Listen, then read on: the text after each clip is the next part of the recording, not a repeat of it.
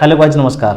जैसा कि आप देख रहे हैं कि हम किरण के 8900 प्लस एडिशन से टाइम एंड डिस्टेंस को डिस्कस कर रहे हैं। आइए फर्दर टाइप 4 से और क्या क्वेश्चन बन सकते हैं उनको डिस्कस करते हैं। क्वेश्चन नंबर 11 आपकी स्क्रीन पर है। अ train travelling at 48 kilometre per hour crosses another train having half its length and traveling in opposite direction at 42 kilometer per hour in 12 seconds. It also passes relay platform in 45 seconds. The length of relay platform is. हमको given है एक train है जो कि 48 kilometre प्रति घंटे की चाल से ट्रेवल कर रही है और एक अन्य रेलगाड़ी है जिसकी चाल 42 किलोमीटर प्रति घंटा है। उसको ये वाली ट्रेन इस ट्रेन को 12 सेकंड में क्रॉस कर जाती है और यही वाली ट्रेन आगे चलकर एक प्लेटफॉर्म को पार करती है। आगे चलकर एक प्लेटफॉर्म मिलता है, उसको पार करती है 45 सेकंड। यही वाली ट्रेन जो 48 किलोमीटर प्रति घंटे की चाल से चल रही है, वही वाली ट्रेन आगे चल के प्लेटफॉर्म को पार करती है 45 सेकंड में। तो हमको इस प्लेटफॉर्म की लेंथ पूछी गई है। इस क्वेश्चन को किस तरीके से करेंगे? सबसे पहले आप क्या करेंगे कि यहां पर रिलेटिव स्पीड का कॉन्सेप्ट लागू करेंगे। सबसे पहले हम इस ट्रेन की लेंथ को एज्यूम करें। कुछ ट्रेन की लेंथ एज्यूम करता हूं। लेट में मान लेता हूं इस ट्रेन की लेंथ एज्यूम करता हूं 2x मीटर। तो इस वाली ट्रेन की लेंथ की आधी है। इस वाली ट्रेन की जो लेंथ है क्या है? इस वाली ट्रेन की आधी है, तो इसका आधा करें 2x का, तो हमें कितना देखने को मिलेगा? x metre. और दैट अब यहां पर हम फाइनली लगाएंगे रिलेटिव स्पीड का कॉन्सेप्ट। इस समय को यहां पर लिखते हैं 12 सेकंड। 12 सेकंड में भाग जाती है। विपरीत दिशाओं में चालें जुड़ी जाती हैं तो 48 और 42 कितना देखने को मिलेगा? 90 किलोमीटर प्रति घंटा। स्पीड इक्वल टू क्या होता है? Distance upon time. डिस्टेंस कितनी दे रखी है? लेंथ ऑफ ट्रेनों की जो भी लेंथ होगी उस दोनों को जोड़ देंगे, वही डिस्टेंस होगी। तो 2x और x 3x अपॉन कितने समय पर कर जाती है? 12 सेकंड में।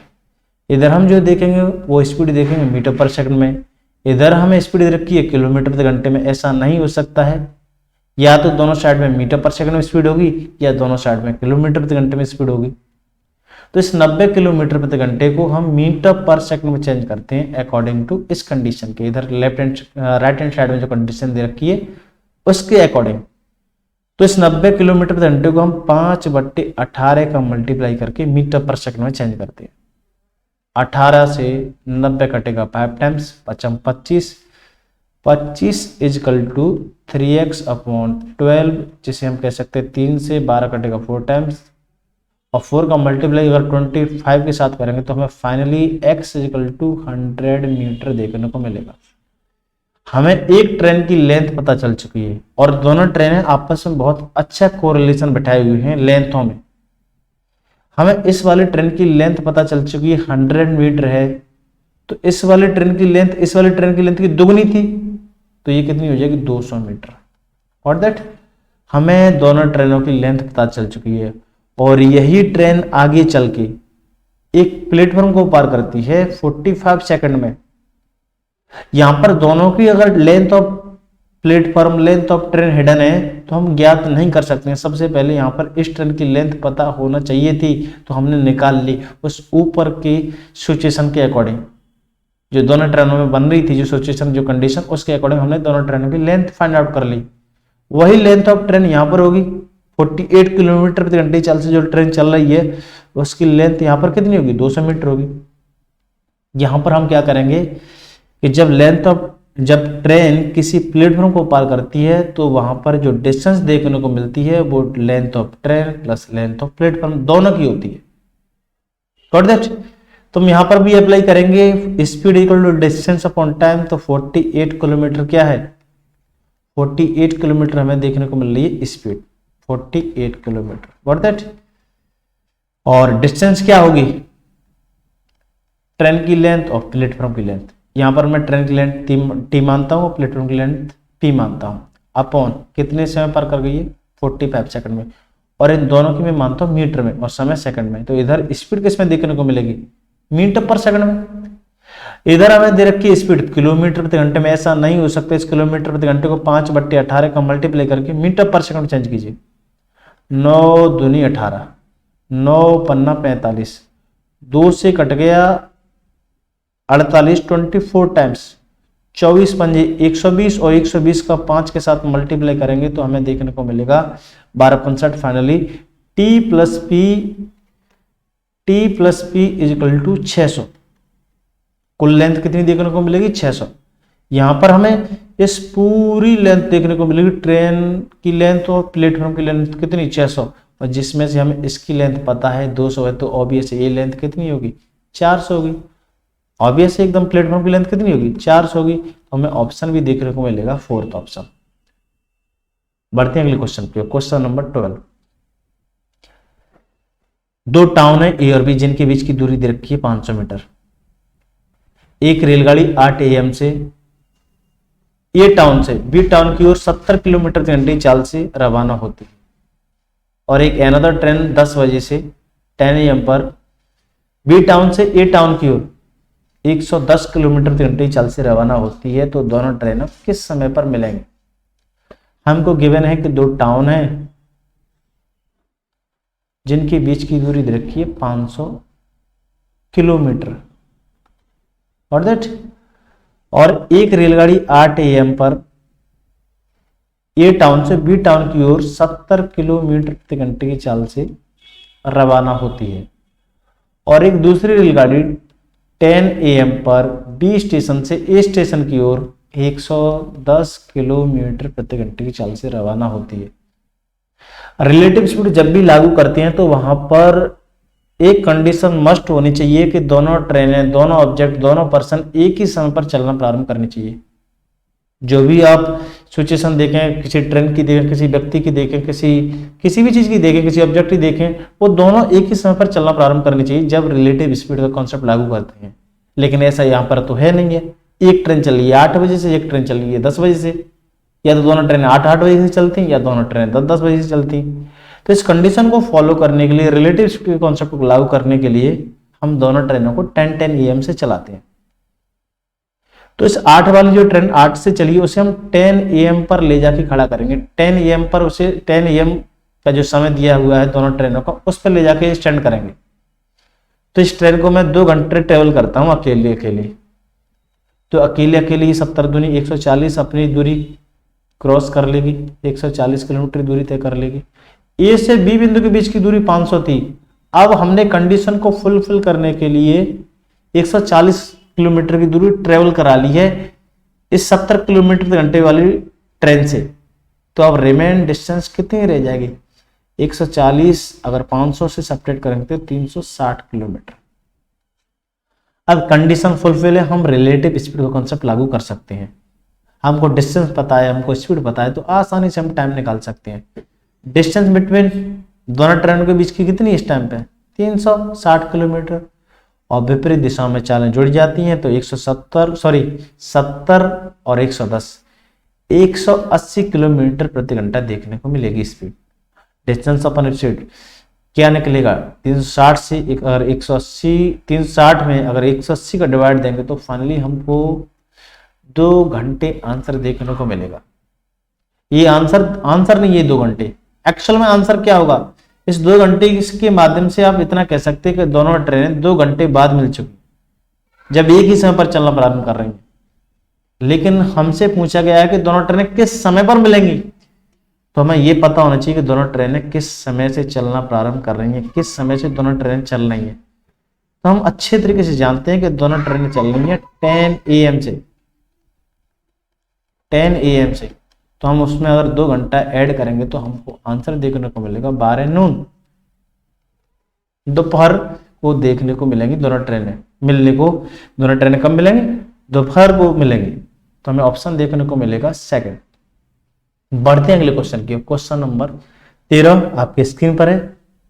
2 रेलगाड़ी हैं जिनकी लेंथ दे रखी है हमें 70 मीटर और 80 मीटर, जो कि 68 किलोमीटर प्रति घंटा और 40 किलोमीटर प्रति घंटे की चाल से एक पैरेलल ट्रैक पर विपरीत दिशा में मूव कर रही हैं। तो ये दोनों ट्रेनें एक दूसरे को कितने समय पर पार करेंगी? कितने समय में एक दूसरे को पार करेंगे? या तो कि एक दूसरे को पार करना या मिलना दोनों का मीन्स एक ही है। तो कितने समय पर ये एक दूसरे से मिलेंगे? हमको गिवन है कि एक लेंथ ऑफ ट्रेन दे रखी है हमको 70 मीटर और एक दूसरी ट्रेन हमको दे रखी है जिसकी लेंथ दे रखी 80 मीटर। और दैट जो 70 मीटर की जो लेंथ ऑफ ट्रेन है उसकी चाल दे रखी है हमको 68 किलोमीटर प्रति घंटा और जिसकी लेंथ 80 मीटर है उसकी चाल दे रखी है हमको 40 किलोमीटर प्रति घंटा। कोई इशू नहीं होना चाहिए। हमें डिस्टेंस दे रखी है, हमें डिस्टेंस दे रखी है, हमें स्पीड दे रखी है, तो आसानी से हम टाइम को फाइंड आउट कर सकते हैं। टाइम अगर हम निकालेंगे तो t equal to distance upon speed रखेंगे। और यहाँ पर एक बात आपको दिमाग में रखनी होगी, हमेशा ये सोचना पड़ेगा आपको कि अगर नहीं बोला गया है कि दोनों ट्रेनें एक ही समय पर चल रही हैं तो यहाँ पर आपको इस स्टेटमेंट में, इस तरह के स्टेटमेंट में ऑटोमेटिक जज करना होगा कि हमसे ये पूछा गया है कि दोनों ट्रेनें कब मिलेंगी, तो ये ऑब्वियस है कि दोनों ट्रेनें एक ही समय पर चलना प्रारंभ कर रही होंगी जब हमसे मिलने के लिए पूछा गया है। इस पूरे क्वेश्चन में कहीं नहीं दे रखा है कि दोनों ट्रेनें एक ही समय पर चलना प्रारंभ कर रही। फॉर दैट ऐसे क्वेश्चनों को ऑटोमेटिक जज करना होगा आपको। तो 80 और 70 150 मीटर और इस 68 को और 40 को जोड़ेंगे तो 8 1 8 6 6 14 148 6 4 10 सॉरी 108 हम डिस्टेंस देख रहे हैं मीटर में और स्पीड देख रहे हैं किलोमीटर प्रति घंटे में। ऐसा नहीं हो सकता है, जब भी डिस्टेंस अगर मीटर में होती है तो स्पीड मीटर पर सेकंड में होना जरूरी है। तो इसे 108 किलोमीटर प्रति घंटे को हम 5/18 का मल्टीप्लाई करके मीटर पर सेकंड में चेंज कर लेंगे। 18 का पहुंचेगा ऊपर पहुंचेगा, 18 से 108 6 टाइम कटेगा और 54 30 150 को 5 टाइम्स कैंसिल आउट करेगा। फाइनली हमको आंसर जो देखने को मिलेगा वो 5 सेकंड में देखने को मिलेगा। ऑप्शन होगा हमारा थर्ड। बढ़ते हैं अगले क्वेश्चन की ओर। Question number 14।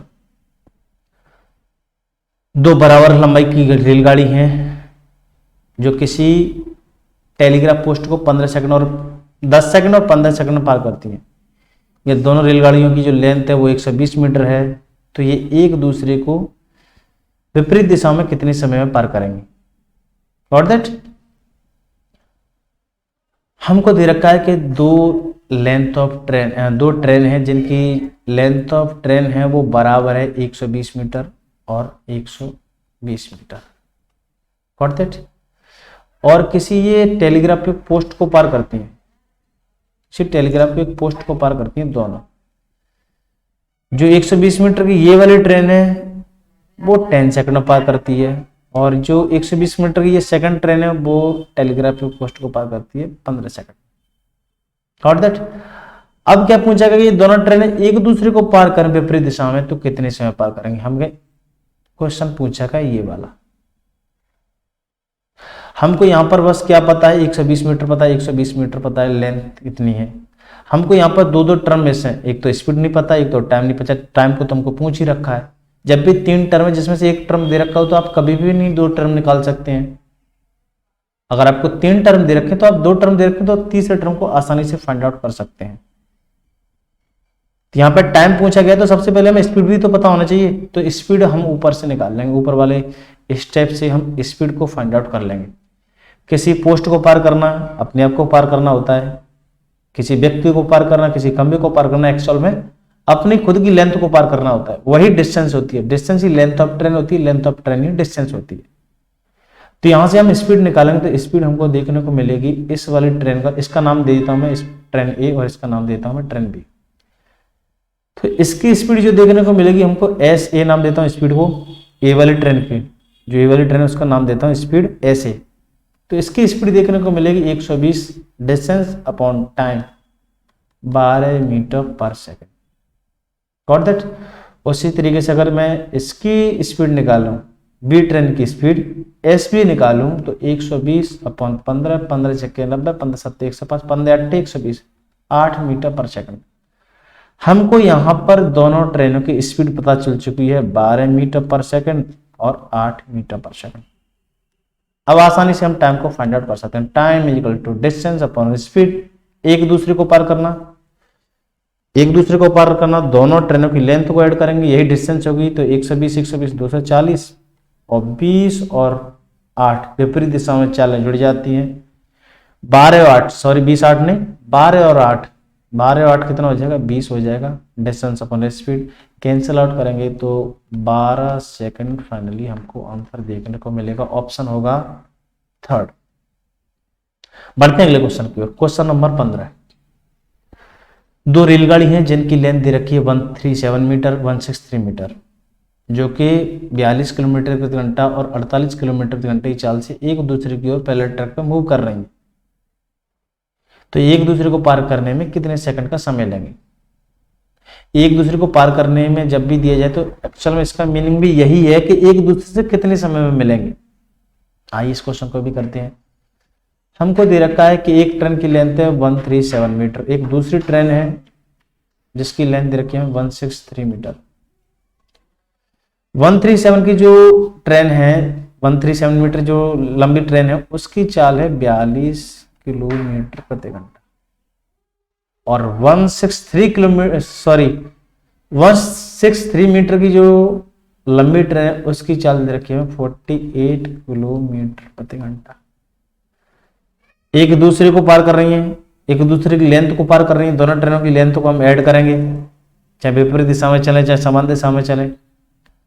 यहाँ पर हमको डिस्टेंस भी दे रखी है, हमें स्पीड भी दे रखी है, तो आसानी से हम टाइम को फाइंड आउट कर सकते हैं। टाइम इज इक्वल टू हम रखेंगे डिस्टेंस अपॉन स्पीड और 137 और 163 300 मीटर अपॉन 48 और 42 विपरीत दिशा में चालें जुड़ेंगे तो 90।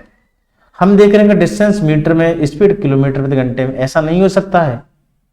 इस किलोमीटर प्रति घंटे को 5/18 का मल्टीप्लाई करके मीटर पर सेकंड में चेंज कीजिए। 18 कहाँ पहुंचेगा, ऊपर पहुंचेगा। 18 से 90 कटेगा 5 टाइम्स 25 25 है क्या 300 को 12 बार कैंसिल आउट करेगा।